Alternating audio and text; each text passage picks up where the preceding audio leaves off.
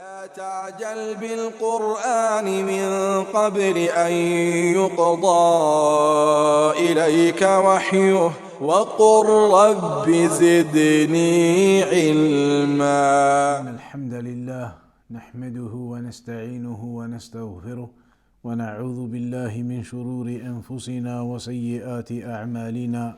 من يهده الله فلا مضل له ومن يضلل فلا هادي له، وأشهد أن لا إله إلا الله وحده لا شريك له، وأشهد أن محمدا عبده ورسوله.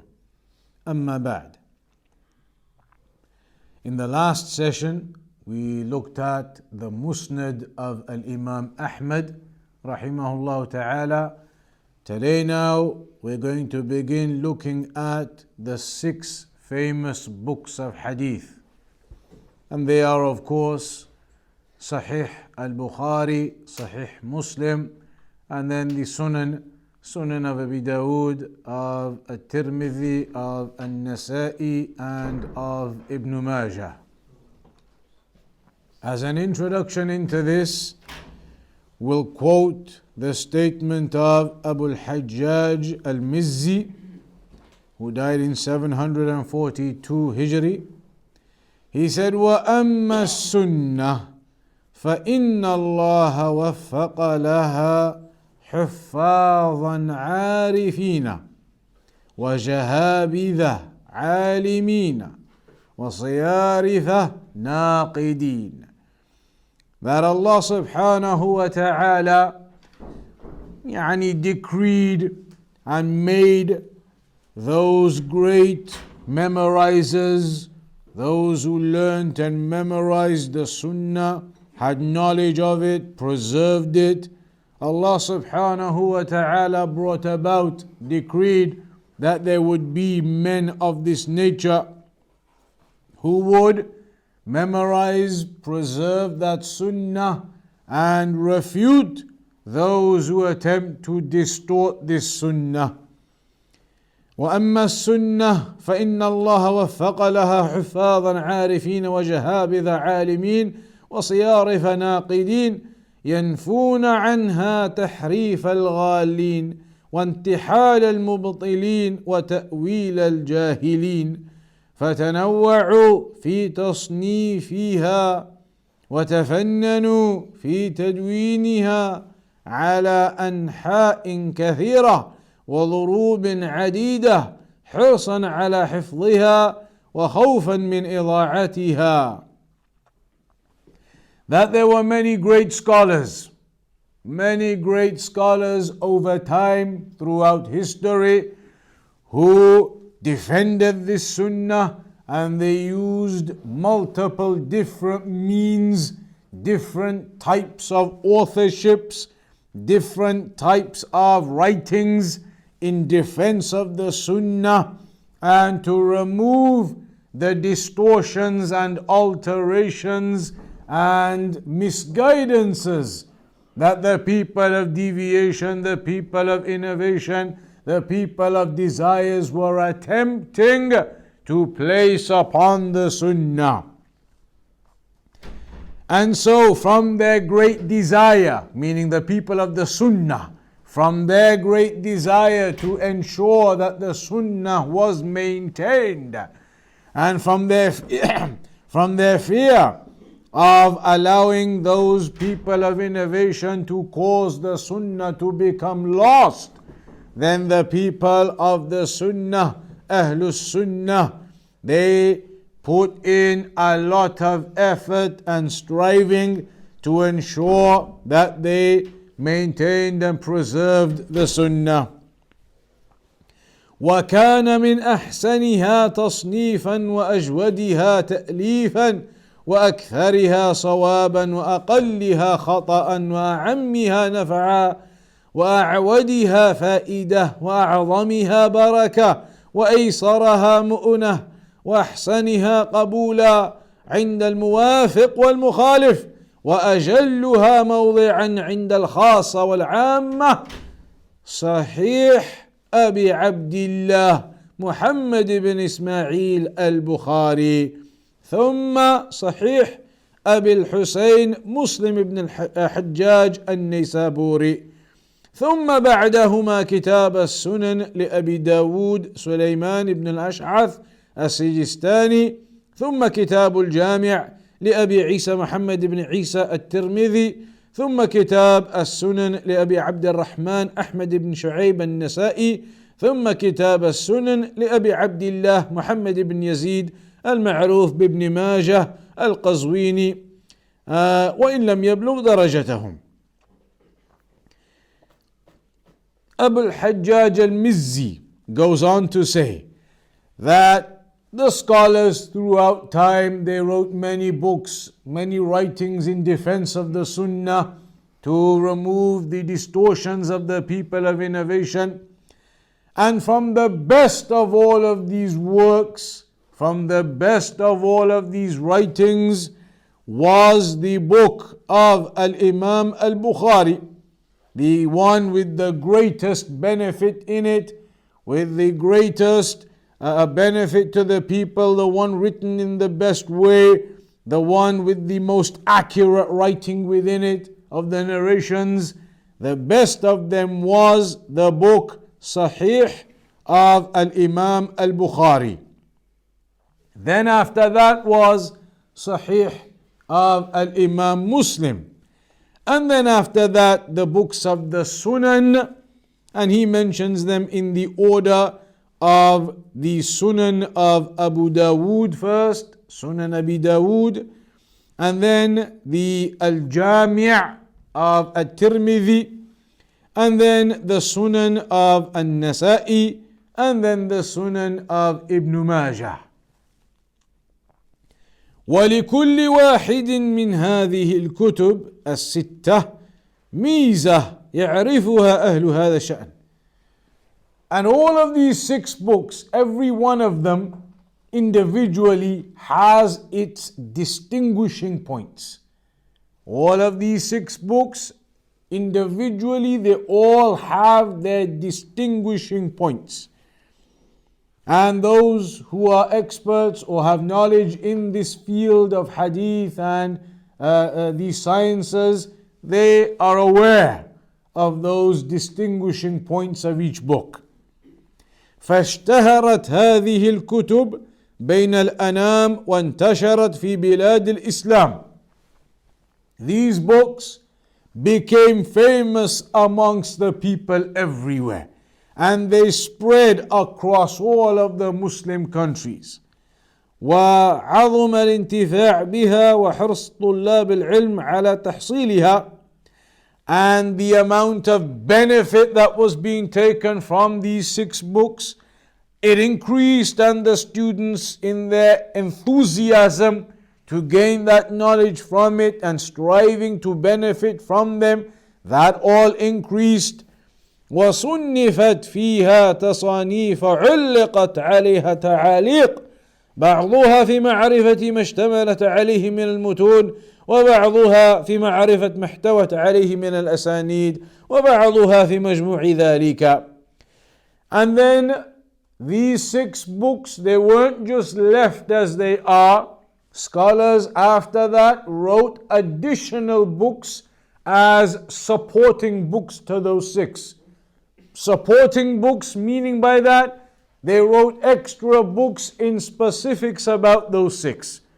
So some scholars came along and wrote books about the chains of narration and the narrators in those 6 books. Others, they came along and wrote about the actual ahadith and the texts in those 6 books. Others came along and wrote about the chains of narration and the ahadith of those 6 books. And so there were explanations written, there were other lengthy books written detailing and highlighting benefits from these 6 famous books. So the first of these we're going to begin with today then is Sahih of Al-Imam al-Bukhari. Firstly then, the full name and a little biography, very briefly, of Al-Imam al-Bukhari. His name was, or his kunya was, Abu Abdullah. Al-Imam al-Bukhari, his kunya was Abu Abdullah, and his name was Muhammad. Muhammad was the name of Al-Imam al-Bukhari. Muhammad, and his father's name was Ismail. So he was Muhammad ibn Ismail, and his grandfather's name was Ibrahim. So Al-Imam al-Bukhari was Abu Abdullah Muhammad, the son of Ismail, the son of Ibrahim. Muhammad was Al-Imam al-Bukhari, his father was Ismail, and Al-Imam al-Bukhari's grandfather was Ibrahim. Ibn al-Mughira, and his great grandfather was al-Mughira. And some of them they mention that it was in that great grandfather, he was the one who initially became Muslim, they say. Al-Mughira, he was the one who became Muslim first. And then after that, Ibrahim and Ismail, and then Muhammad. Al-Imam al-Bukhari, obviously, in that lineage going onwards from there. So, Al-Mu'allif, Abu Abdullah Muhammad ibn Ismail ibn Ibrahim ibn al-Mughira al-Bukhari al-Ju'fi mawlahum. شيخ الإسلام وإمام الحفاظ أمير المؤمنين في الحديث صاحب التصانيف الكثيرة. So the scholars, they mention how he's described as being the Imam of all of the scholars of Hadith, being the leader in that field of Hadith. And he actually wrote many books. It's not just Sahih al-Bukhari. Al-Imam al-Bukhari actually wrote several other books too. He has other books too. It's not just Sahih al-Bukhari, his only book. He was born, كان مولده في شوال, in the month of Shawwal, which is the month straight after Ramadan, and that is the 10th month of the Islamic calendar, because then the 11th month is Dhul Qa'dah, and then the 12th is Dhul Hijjah. So he was born in Shawwal in the year 194 Hijri. In the year 194 Hijri. كان مولده في شوال سنة 94 و100. ومات سنة 56 و200. And he died in the year 256. Born in 194 and died in 256. And they say regarding Al-Imam al-Bukhari that he used to debate with scholars. He was able to debate with scholars on Islamic issues when he, Al-Imam al-Bukhari himself, was only 11 years old. They say when he was 11 years old, he was able to debate with scholars and to discuss and to have conversation with scholars about these affairs at the age of 11, they say. So that is basically the name of Al-Imam al-Bukhari, and when he was born and when he died. Ismul Kitab. What is the name of Sahih al-Bukhari actually? We all know it as Sahih al-Bukhari. But is there an actual name to it? اشتهر بين العلماء بصحيح البخاري. It is well recognized amongst the scholars and everybody as Sahih al-Bukhari. That is the name that it is recognized by. أما اسمه كما وضعه مؤلفه. As for the actual title that Al-Imam al-Bukhari gave it, the actual title that Al-Imam al-Bukhari put down originally, then Al-Imam al-Nawawi mentioned that. He said, Sammahu. Al-Imam al-Nawawi said that Al-Imam al-Bukhari actually named what we now call Sahih al-Bukhari. He actually named it Al-Jami' Al-Musnad Al-Sahih Al-Mukhtasar من أمور رسول الله صلى الله عليه وسلم وسننه وأيامه. That he actually put the title on it as Al-Jami' Al-Musnad. Al-Jami' Al-Musnad Al-Sahih. Al-Jami' Al-Musnad Al-Sahih Al-Mukhtasar من أمور رسول الله صلى الله عليه وسلم وسننه وأيامه. That was the full title. Al-Jami' meaning like a collective, a collection in the linguistic meanings of these words. Al-Musnad we talked about already, the chains of narration, etc. Al-Sahih, authentic. Al-Mukhtasar, summarized. من أمور رسول الله صلى الله عليه وسلم وسننه وأيامه.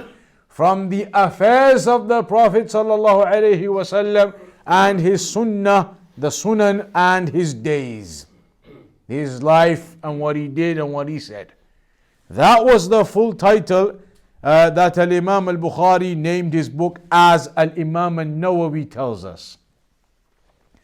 Al-Hafiz ibn Hajar also mentioned the exact title that Imam Bukhari gave his book, and it's slightly different.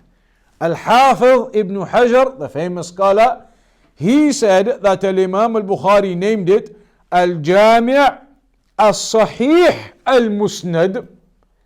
Those two have changed in the order. In the Al-Imam Nawawi explanation, he said it was Al-Jami' Al-Musnad Al-Sahih. Al-Hafiz ibn Hajar says it is Al-Jami' Al-Sahih Al-Musnad min hadithi Rasulillah sallallahu alaihi wasallam wa sunanihi wa ayyamih. So you can see there's just a slight difference, and it would appear that the position, the ra'i of Ibn Hajar is aqrab ila sawab. It is closer to being the truth, closer to being accurate. So you can see the actual title that Imam Bukhari gave to his book was a much longer title. But now amongst everybody it has just become famous as Sahih al-Bukhari. Why did Imam al-Bukhari decide to write this book, what we call Sahih al-Bukhari? Why did he decide to put all of those hadith together and compile this book in the first place? There must be a reason. For the ummah. For the ummah, of course, but maybe there is some particular reason behind it. Al-Ba'ith ala ta'lifih. There are different explanations that the scholars have given as to what the drive was for Imam al-Bukhari to write this book. One explanation, as Al-Hafiz ibn Hajar mentions, he says, لما رأى البخاري تلك التصانيف التي ألفت قبل عصره وجدها بحسب الوضع جامع بين ما يدخل تحت التصحيح والتحسين والكثير منها يشمله التضعيف فلا يقال لغثه سمين فحرك همته لجمع الحديث الصحيح الذي لا يرتاب فيه أمين.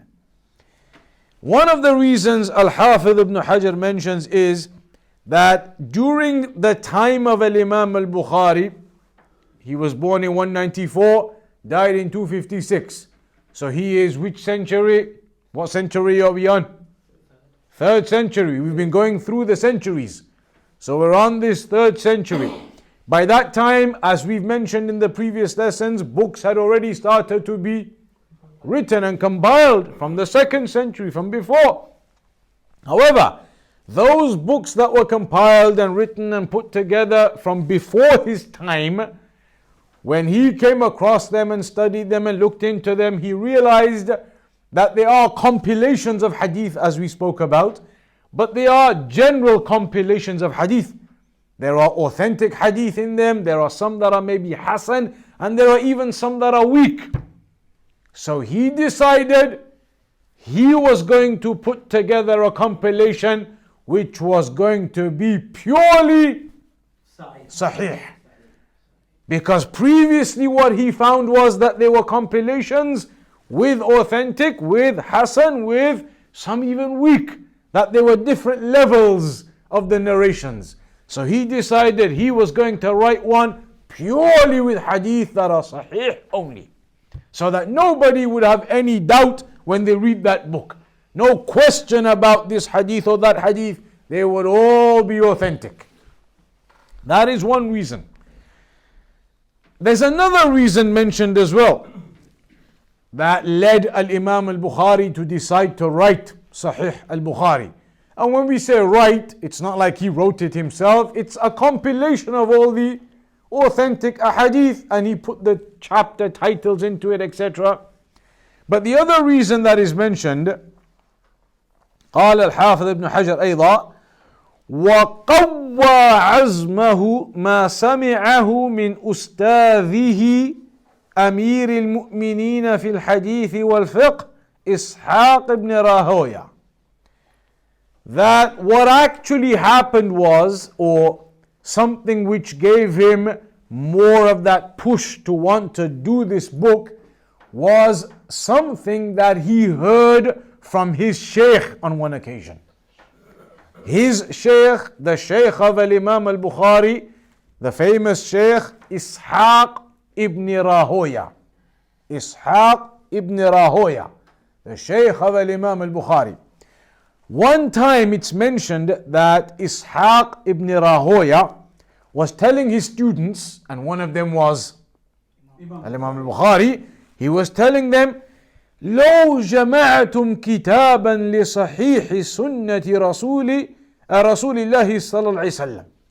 That on one time, on one occasion, or maybe multiple times, he said to his students, if only you the students, if only you would go and compile a book with authentic narrations in it. If only somebody, one of you, would go and do that. So then it's mentioned, قال البخاري فوقع ذلك في قلبي. Al-Imam al-Bukhari said, that fell into my heart. That statement of his shaykh, when his shaykh was suggesting one of you should put together a book with all authentic narrations in it. Al-Imam al-Bukhari, he says, it fell into my heart, that statement. That he decided he's going to be the one who'll go and do that. فأخذت فأخذت في جمع الجامع الصحيح. And so Al-Imam al-Bukhari says, I began compiling it all thereafter. So some scholars say that was an incident that occurred too. It was from his shaykh who had made the suggestion, and then Al-Imam al-Bukhari had decided he would go and do it. There's a third reason as well. For the ummah. They say there's a third reason. وقال الحافظ أيضا وروينا بالإسناد الثابت عن محمد ابن سليمان ابن فارس قال سمعت أبا عبد الله البخاري يقول. It's mentioned that Al-Imam al-Bukhari himself said something which explains why he wrote the book. And that is that Al-Imam al-Bukhari said, رأيت النبي صلى الله عليه وسلم وكأني بين يديه وبيدي مروحة أذب عنه فسألت بعض المعبرين فقال لي أنت تذب عنه الكذب فهو الذي حملني على إخراج الجامع. Al-Imam al-Bukhari says that on one occasion he had a dream and he saw himself in the presence of the Prophet sallallahu alaihi wasallam, and he saw himself holding a fan, you know, those big handheld fans, that he saw himself with the Prophet sallallahu alaihi wasallam with a big fan, doing like the fan up and down, you know how you make the cold air, then doing the fan to the Prophet sallallahu alaihi wasallam, next to the Prophet sallallahu alaihi wasallam. So then he said, that he went and asked some people who have some knowledge about dreams and interpretation, and they told him the meaning of that is, you are defending the Sunnah of the Prophet ﷺ by pushing away all of the incorrect and false and everything that is wrong. You're defending the Sunnah, pushing that all away. Like with a fan, you blow everything away. So that's what they told him, and he said, when I heard that this dream, the meaning of it is that I am defending the Sunnah of the Prophet ﷺ, defending the Sunnah from lies of the people who lie against the Prophet and the Sunnah. He said, that's what made me decide to go and put together this book and to literally defend the Sunnah of the Prophet ﷺ from lies, from the kadhib, from the fabrications and all types of statements and narrations that people were narrating that were not correct. So that is mentioned as the third possible reason behind having written this book. Now then, the next topic here, what is the theme of Imam al-Bukhari's book? What is really the topic of his book? What is the content of his book? موضوعه والكشف عن مغزاه فيه. قال الحافظ تقرر أنه التزم الصحة. Al-Hafidh ibn Hajar says something that is established and proven and recognized is that Imam al-Bukhari obviously stuck to only putting in authentic narrations, authenticity. وأنه لا يورد فيه إلا حديثا صحيحا, and that he would not put any hadith in there unless it was established as authentic. هذا أصل موضوعه. That is the core of the topic of Sahih al-Bukhari. The core of the topic is authentic narrations. That these narrations are all going to be authentic. That's the core and the key behind his book. That it is for the purpose of putting together authentic narrations. وهو مستفاد من تسميته إياه. How do we know that was actually his intent and that's what he wanted to do? One of the ways is by looking at the actual title that he named it. You remember in those versions of the titles that he named, in both versions he had mentioned the word as-sahih. So it's clear that if that's the title he's giving his book, his intention was to only put the sahih ahadith into his book. وهو مستفاد من تسميته إياه الجامع الصحيح. ومما نقلناه عنه من رواية الأئمة عنه صريحا ثم رأى أن لا يخليه من الفوائد الفقهية والنكت الحكمية فاستخرج بفهمه من المتون معاني كثيرة فرقها في أبواب الكتاب بحسب تناسبها واعتنى فيه بآيات الأحكام فانتزع منها الدلالات البديعة وسلك في الإشارة إلى تفسيرها السبل الوسيعة. Then also from what we have noticed in Sahih al-Bukhari, Al-Hafidh ibn Hajar says, we have noticed clearly that he doesn't miss out in putting benefits in there. It's not just hadith, a list of hadith one after the next. Al-Imam al-Bukhari adds a lot of benefits into there too. He adds a lot of fiqh benefits into that book too. He adds a lot of explanations of some of the meanings of the narrations that he's quoting. He also mentions within it in the chapter headings, in the title headings, the points that he extracts from those narrations that he's putting in there. And he gives a lot of importance to the ayat of the Quran and the rulings taken from those ayat. And so there is a lot of wide-ranging benefit in the book of Al-Imam al-Bukhari. It's not just a list of hadith. There are lots of extra benefits that he puts in particular the chapter headings. Those chapter headings are fiqh in of themselves. The way that he writes those chapter headings, how they are connected to the narrations he puts into those chapters, there is a lot of fiqh, a lot of knowledge, a lot of detail to be understood from the book of Al-Imam al-Bukhari. Al-Imam al-Nawawi said, ليس مقصود البخاري الاقتصار على الأحاديث فقط. Al-Imam al-Nawawi said, Al-Imam al-Bukhari's point in this book wasn't just to give you a list of hadith and that's it. That wasn't the point of Al-Imam al-Bukhari. بل مراده الاستنباط منها والاستدلال لأبواب أرادها.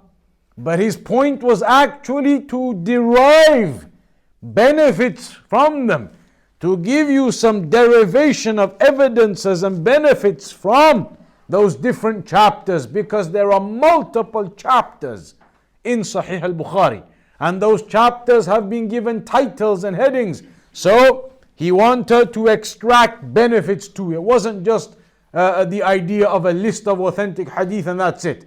But there were chapter headings, there was organization, there were benefits. That is what he intended. تراجم البخاري في صحيحه.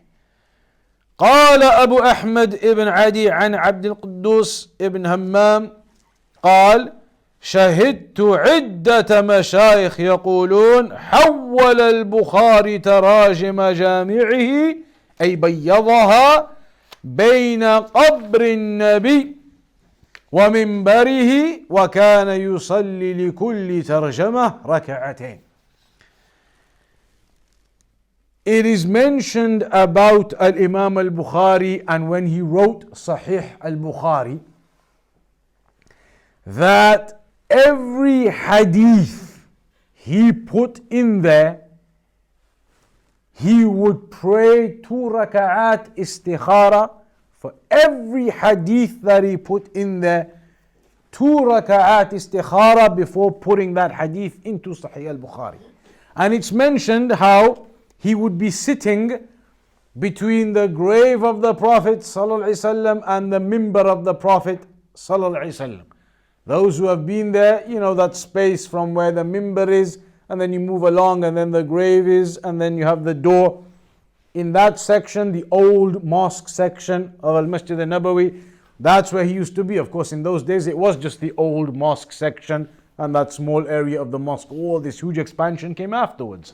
So he would be sitting there in that area, and every time, and it's mentioned how he would be sitting there in the moonlight. Sitting there in the moonlight, and every time he was adding a hadith, he would pray 2 raka'at istikhara before adding that hadith. قال الحافظ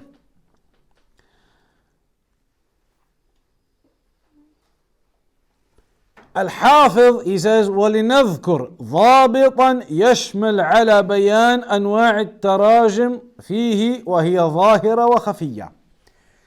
These titles, chapter headings that Al-Imam al-Bukhari put into his book, they can be categorized into 2 types. What we mean by this is, when Al-Imam al-Bukhari gathered these hadith, put them together into this book, like we said, it wasn't just a list of hadith. He categorized them into chapters. This selection of hadith into this chapter, those hadith into that chapter. Chapters, organized.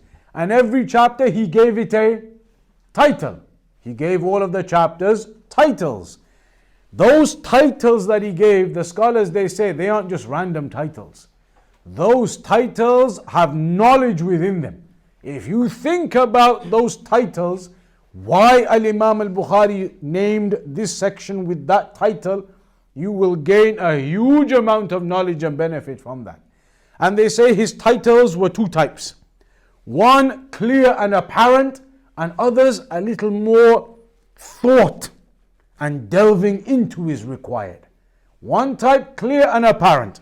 أما الظاهرة فهي أن تكون ترجمة دالة بالمطابقة لما يورد في مضمونها، وقد تكون ترجمة بلفظ المترجم له أو بعضه أو معناه، وهذا في الغالب.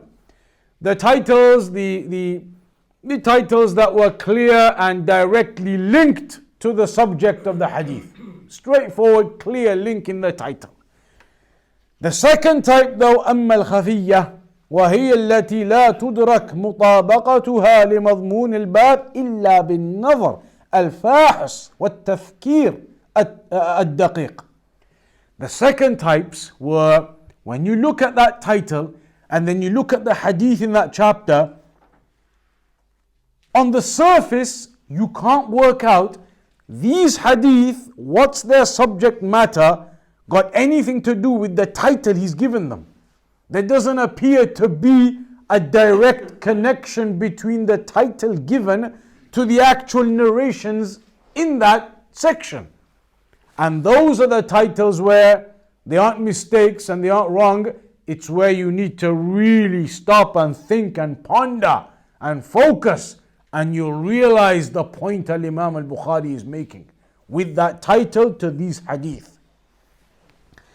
وهذا الموضع هو معظم ما يشكل من تراجم هذا الكتاب، لهذا اشتهر من قول جمع من الفضلاء فقه البخاري في تراجمه. Many of the scholars, they said that the knowledge of Bukhari, the points of benefit, the fiqh is in those titles that Imam al-Bukhari did. وأكثر ما يفعل البخاري ذلك إذا لم يجد حديثا على شرطه في الباب ظاهر المعنى في المقصد الذي ترجم به ويستنبط الفقه منه. Often if Imam al-Bukhari wants to make a particular point but there isn't a direct hadith on that point, so he may have to quote another hadith which is on a different topic but does have a link to that point, but it just takes more thinking and derivation for you to realize how that link is working. وقد يفعل ذلك لغرض شحذ الأذهان. Sometimes he would do that on purpose in order to sharpen your minds. That you have to really stop and think, what is the connection here? What does that title mean? To sharpen the minds of the students further. وكثيرا ما يفعل هذا حيث يذكر الحديث المفسر لذلك في موضع آخر متقدما ومتأخرا. And he often does that, and sometimes it will be an explanation of a hadith which is mentioned later or in some other area of the book. So one of the key things to remember from that is the book of Imam al-Bukhari is organized and there are titles. Those titles are not to be ignored. Don't think I'm going into al-Bukhari just for the hadith. Those titles have a huge amount of benefit in them. How he gave those titles, what their link to those narrations was, the benefits taken from them. Then we'll mention the section regarding شرط الإمام البخاري في صحيحه. What was the conditions that Imam al-Bukhari used when deciding whether to take a hadith and accept it or not? Because obviously you have to have some type of criteria to decide that one is authentic, I'll put that in. That one, it doesn't pass, I won't put that in. What was his criteria? What was his criteria, his conditions in his book, the Sahih of al-Bukhari? قال الحافظ ابن الطاهر اعلم أن البخاري ومسلم ومن ذكرنا بعدهم أهل السنن لم ينقل عن أحد منهم أنه قال شرطت أن أخرج في كتابي ما يكون على الشرط الفلاني. None of them from the 6 books ever actually wrote some little document saying my style and my method and how I work it out and my criteria is this, that, the other. None of them gave us a document telling us how their criteria is and how they decide what to put into their book and which hadith to leave out. They didn't give us a written detailed criteria like that. So how do we know it then? إنما يعرف ذلك من صبر كتبهم. Scholars have worked out what their criteria was by analyzing the actual full books. By analyzing al-Bukhari, they've realized his criteria always fits in with X, Y, and Z. Because all of these hadith, they all fit into the criteria of X, Y, and Z. So they worked out his criteria was X, Y, and Z. Muslim, they've gone through all of it and they've realized, okay, Al-Imam Muslim, he takes these and those narrations. They all fit into criteria X, Y, and Z. So that must have been the criteria he used. So in that way of analysis, they were able to derive what the criteria was. ثم قال فاعلم أن شرط البخاري ومسلم أن يخرج الحديث المتفق على ثقة نقلته إلى الصحابي المشهور من غير اختلاف بين الثقات الأثبات ويكون إسناده متصلا غير مقطوع. Al-Imam al-Bukhari and Al-Imam Muslim both had some criteria that overlaps. Both of them had a criteria that they would only use a hadith, put it into their books, if it was agreed upon their narrators being reliable. All of those narrators were agreed upon as authentic, reliable narrators, all the way up to the companion, without any difference amongst them. All the narrators had to be absolutely legitimate. Both Al-Muslim and Al-Bukhari, Muslim and Al-Bukhari, had this criteria regarding the narrators. They have to be absolutely legitimate, all the way up to the companion, and the chain of narration has to be linked all the way up to the top. So they both had that criteria. But Al-Imam Muslim, the scholars they mention, Al-Imam Muslim, his implementation of that criteria was a level lower than Al-Imam al-Bukhari's implementation. Meaning sometimes Al-Imam Muslim would allow certain hadith to go in and put them into Sahih Muslim that Al-Imam al-Bukhari wouldn't have taken. Even though that hadith that Imam Muslim allowed to go in is authentic, but it's about the levels of authenticity and the chains of narration and the narrators. There were certain points Al-Imam al-Bukhari wouldn't let go. Al-Imam Muslim allowed a couple of points because they weren't major points and the hadith is still authentic. So there was a bit of a difference in the level of implementation on those affairs.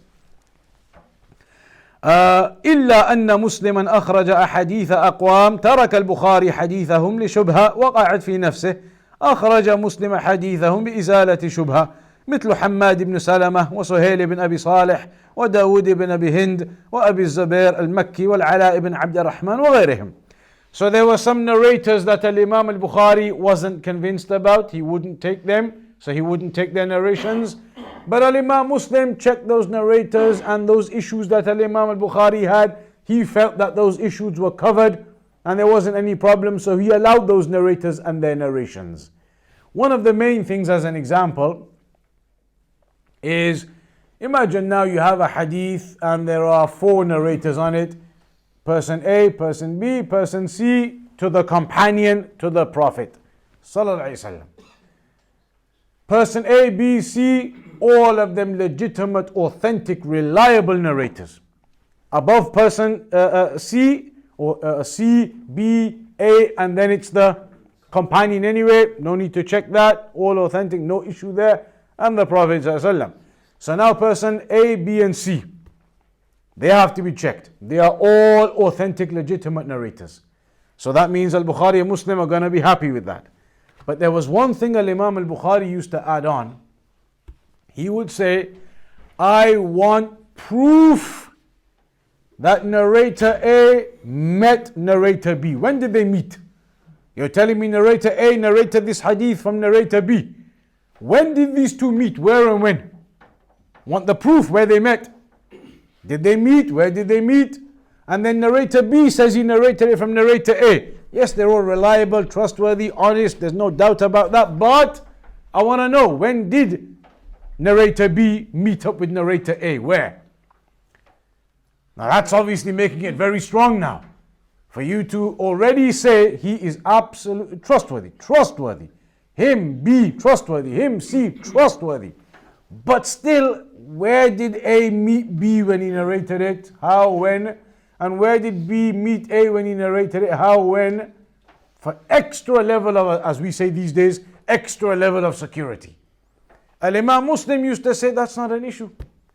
He, narrator A, is he authentic, legitimate, reliable? Yes. B, yes. C, yes. In that case, the narration is legitimate. I don't need to go and check exactly where they met and how and etc. So there was that difference, for example. So Imam Muslim would take narrations without having to have evidence of where they met, etc. Whereas Al-Bukhari would say, okay, they're all legitimate, everything, but I want the proof of where A met B and where B met C. He wanted that extra level of security, as we may phrase it these days. So that's a slight difference as an example. Today we'll perhaps round off on that section there, and that is not complete yet. There is more to come regarding Sahih al-Bukhari yet, and there is more to come about the explanations about Sahih al-Bukhari. But inshallah ta'ala, the next sections on that topic will begin with from the next session. So we'll conclude upon that for today then. وصلى الله على نبينا محمد وعلى آله وصحبه أجمعين.